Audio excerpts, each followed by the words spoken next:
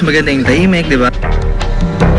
Naging tapat noon si Dennis Trillo sa pagsasabing si Heart Evangelista ang kanyang tipo ng babae. Hindi man ito nauwi sa isang relasyon, sapat na raw na maging magkaibigan na lang ang dalawa at magkasama sa bagong GMA series na Dwarfina. Hindi naman kami nandito para gumawa ng bagong love life. Nandito kami para magtrabaho.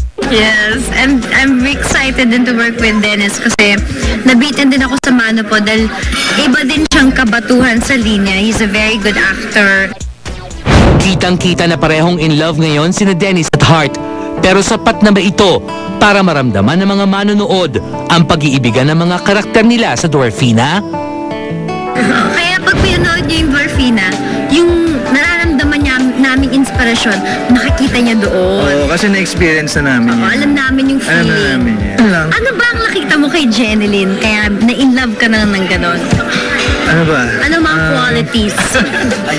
Teka lang. Wala, syempre, simple lang siya. Tapos, mabait na tao, totoong tao. So, ano naman ang mga gusto mong qualities ni Daniel? Mabait, simpleng tao, totoong tao, masayang kasama, ganyan. Yan ang Parang importante. kayo din ni Jeneline. Ayun, ganun talaga yan eh. Matipid pa rin ang mga sagot ni Dennis tungkol sa relasyon nila ni Jen dahil para sa kanya. Kahit anong relasyon naman mas maganda yung tahimik, di ba? Para, syempre, personal na parte yun ng buhay mo. Yun yung kabilang side nung life mo pag di ka artista, di ba? So, ako mas gusto ko talaga tahimik. Talaga? Serious mo ah? Very open naman si Heart sa relasyon nila ni Daniel. Kamakailan nga lang ay kasama pa niyang nagbakasyon ito sa Japan. And to document their trip, isang music video pa raw ang ginawa ni Heart. Yes, it's our personal video. But, why not, diba? Share with the fans. Well, I've always edited music, parang for my vacations, ganyan, nag-edit talaga ako. So, pero kumuha din siya ng mga shots doon. Sobrang saya yung roller coaster, dalawang beses sumakay. So, yun yung siguro yung pinaka-memorable. I felt like a child again, kaya ang sarap. Kung si Heart sa Japan, si Dennis naman may memorable moment sa Hong Kong with Jeneline. Memorable, syempre. Bakit memorable? Ano yung mga, aka na yung tweet business? Ano yung mga nangyari sa Hong Kong na hindi mo makakalimutan? Wala naman, syempre, yung pasyal, kasama mo yung special sa'yo, di ba? Shopping. Actually, kahit saan ka pumunta, kahit sabihin mo pumunta ka lang dyan sa sa wet market, ganyan, everything is fun when you're in love. Tama, Dennis? Tama. Okay. Correct. Cute.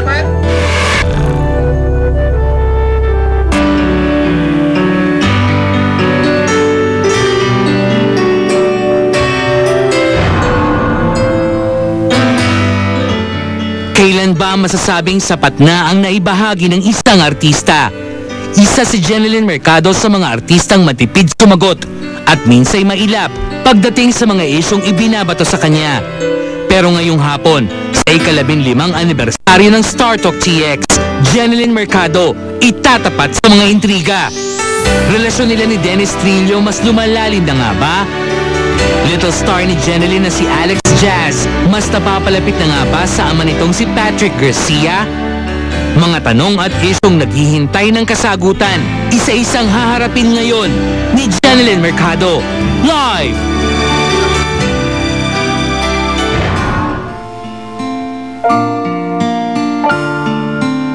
Ako una. Siyempre. Diba? Kumusta na kayo ni Dennis Trillo? Yun lang pala itatanong mo eh. Oo nga. Agad? Unahan ka pa? Oo. Ganun pa rin naman. Masaya naman pa rin po. Masaya. Mas ano siguro dahil mas open na kayo ngayon. No?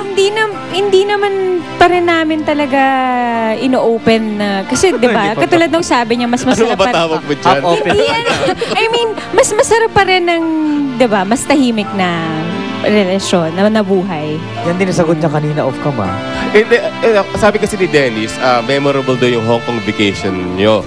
Ano bang memorable moments na pinagdaanan nyo dun? Hindi, puro shopping lang naman ang ginawa namin doon, tsaka pamamasyal. Yun lang naman. Jen, si Alex Jazz, ayun, ang gwapo-gwapo. Oh. Carbon copy ng papa niya, no?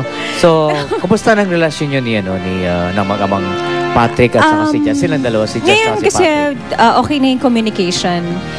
Tsaka nagkakausap kami ng maayos. Naayos namin si Jazz ng, kumbaga, mas masarap pa rin yung okay lahat. Yung walang samaan ng loob. At nagagawa niya yung mga responsibilidad niya.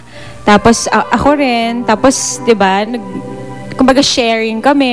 May time na sa kanya, may time na rin sa Eh, akin. financial. Ganun din. Ganun sharing din ba? Yes. Sa ngayon. Good yeah. naman, ano. Okay. Wala, pag nagkita pa kayo ni Patrick, walang mga naririkindle na maski konti. So, Wala. Wala po. Medyo Hurricane. matagal na. Kaya medyo... nawawala din pala yun. Kalimutan na. Oo. Financial na lang. Okay. Oo. Support, financial assistance na lang ang kailangan niya. Okay, pero... Ano? Tanungin mo. Huwag na natin sabihin. Hindi po ako kumbaga, si Pat naman po, may kusa naman siyang magbigay at lahat ng mga pangangailangan ni Jazz naman natutugunan niya. So, sa ngayon, hindi ko kailangan humawak or manghingi kasi kusa naman siya talagang kusa niyang ginagawa yung mga responsibilidad niya. Okay. Mabuti naman, ano? Pero sabi kasi, parang hindi pa nalilinawan ni Alex Jazz yung konsepto ng mommy at saka daddy. Paano niyo pinag-uusapan ni Patrick yun? For now, kasi si Jazz, hindi pa niya masyadong alam yung mommy, daddy. Parang hindi niya pa alam masyado yung concept ng mommy and daddy. So, sa ngayon, hindi ko pa masasagot yan. Babalitaan ko na lang kayo. Ano tawag ni Alex Jazz kay Patrick? Hindi pa siya nagda-daddy and mommy Hindi pa ba? Parang by accident, minsan nasasabi niya daddy. Minsan pag umiiyak siya, hinahanap niya ako, mommy, ganon. Pero hindi pa siya talaga tumatawag na mommy, daddy, ganon. Ano tawag Hindi niya kay direct Dennis? address, no? Hindi pa rin wala pa talaga Pero syempre pinapakilala ko. So say hi to Tito. Tito. Tito, sure ka ba hindi na daddy niya, hindi si Dennis? Hindi.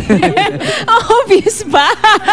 Ayan naman Plakado Umurong pala si Patrick sa new soap opera na ginagawa mo ngayon. Yung Little Star. Ano naging feeling mo? Well, hindi. Napag-usapan namin yan. Tinawagan ko siya kasi nalaman ko rin na siya yata yung magiging kasama ko. Just to clear it up, parang gusto ko lang malaman. Kasi yung iba, parang sinasabi nila, ako yung nagpa-atras or yung iba, umatras si Patrick, ganun. Pinag-usapan namin ng mabuti na well, kasi 'di ba, naghihiraman kami kay Jazz. Meron siyang day na kasama niya si Jazz, ako rin, meron akong mga days na ako naman. So, pag kaming dalawa yung may trabaho, tapos pag free day namin pareho, syempre sa akin si Jazz, 'di ba? So, parang inisip niya rin parang, oo nga no, sige next time na lang. Idali niyo sa set. Ang hirap po, ang gulo ng set namin, so mahirap na baka magkasakit. Saka mabuti nga umayaw siya, no? Nagkaroon ng role si Paolo. Swerte mo, ano? Jen, maiba naman tayo. Anong reaction mo dun sa lumabas sa webcam na umunong scandal ni Mark Heras? Hindi, Honestly, siya ba yun o hindi? Hindi, honestly, Tito, alam niyo po, Ba't naman siya tinatanong mo? Nung isang araw ko lang siya nalaman. Nakita mo? Hindi ko po, nagpag-uusapan lang namin. Pero ano yan? Parang wala po talaga akong alam. At hindi ko pa po nakikita yung video. Hindi naman yata. Parang gusto mo, parang gusto mo naman siya yata. mag-confirm Check mo ako siya ngayon, hindi? Hindi, di ba hindi naman yata exhibition ni si Mark? Pero diba? feeling ko hindi Hindi naman ba? niya po gagawin yun. I Si think Paolo hindi Conte siya, maniniwala ako. Okay, dito na. Hindi, dito. Tawagin natin si Dito na Paolo. malaman kung merong sex scandal to. Si Paolo Contis. Ang ano. At yung iba pa, Sara Nabati, wala itong scandal. Sigurado dahil lalong-lalo na ito si Rich Asuncion, wala rin itong scandal. Mayroon. At Anyway, pinakalalo naman to si Dixon Castro. Siguro wala naman Si Dixon talaga. No? Castro. Dahil Ang bagets ano, pa siya. siyempre si Rich, alam na alam ni Ricky Lo, istorya niya. Wala akong alam. Hindi, Hello pero- po, good afternoon po. Paolo, good afternoon. Bago mo sagutin kung may scandal ka o wala, susundan niyo na nga ba si Sonia? Oo. Agad-agad?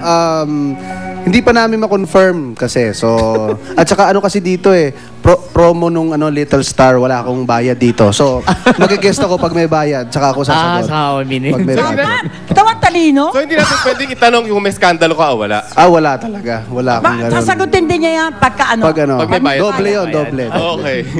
And then, Sarah, sino ang director ng Little Star? Si Direk Mario J. po. Siya ang nagdidirect ng Little Star. Yan. Ito ang aming Little Star. O, mag-promote ka. Yan, si Nino. O hindi porke galit si Ricky Lo kay Ay, hindi ako galit. Nako, Sasalitain mo? baby ko yan. Sasalitain niyo yan, Rich, no? sino-sino bang makasama niyo dito? Sino kasama niyo? Marami po kaming kasama dito, sinang Mark Anthony Fernandez. Nabulol ka tuloy. Kinabahan ako eh, si Tito nagtanong. Hoy, love ko yan. Teka, abuelo. Ayun po. Sina Alan Paule, Miss Charmaine, Miss Maricel Morales, G. Romano, ayan po. Directed by Mario J. De Los Reyes. Kailan magsisimula to, Nixon? Marunong ka ba sumagot? Opo, sa Monday na po. Bata yan. Lagi Easy niyo ka lang. pong papanoorin. Maganda po siya. Tsaka, puro iyakan. Yun, drama daw. Baka puro iyakan. Okay. Po si Ate Lovie po, pinaampun ako kay Oh, Ate bunay Jen. kwento. Binabati nga pala ng Little Star si Boy Abunda dahil magbe-birthday sa next Hi, week. birthday boy! Happy birthday, boys! Boy Miss at LaGuardia Leon. po. At si Okay. Charles Happy Santos, birthday. binabati din Happy tayo ni birthday. Charles Santos ng happy Flawless Okay. Bench, maraming salamat po, Skechers GOC. Wala kalisot? Okay, maraming salamat, Sarah, Rich, Paolo, Nixon, at syempre, Jeneline Mercado. Oh, Thank you magano na po. sila ngayon, magbalain ni Paolo. Oh, wow. Si Sonia at saka si Jazz. Little Star po, huwag niyo po kakalimutan. Sa Monday na po ipapalabas. Drama-rama sa Oras? hapon. Pagkatapos po ito ng Koreana. Koreana. Okay, Little Star, maraming salamat. Ay, ito, Dr. Vicky At ito Bello. na, Dr. Vicky Oops. Bello daw. Okay, Flawless. nagbigay na ng pahayag si Miss Annabel Rama kaugnay ng statement ni Heart Evangelista kanina. Susunod dyan, abangan nyo. Magbabalik po ang Star Talk. Flawless, maraming salamat. Thank you. Thank you, Joey Santos.